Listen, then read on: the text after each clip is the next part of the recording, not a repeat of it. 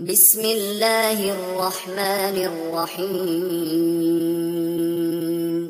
দয়াময় পরম দয়ালু আল্লাহর নামে। আলহামদুলিল্লাহি রাব্বিল আলামিন। সকল প্রশংসা জগৎ সমূহের প্রতিপালক আল্লাহরই। আর রহমানির রহিম। যিনি দয়াময় পরম দয়ালু। মালিক ইয়াউমিদ্দিন। কর্মফল দিবসের মালিক। ইয়্যাকা না'বুদু ওয়া ইয়্যাকা নাস্তাঈন।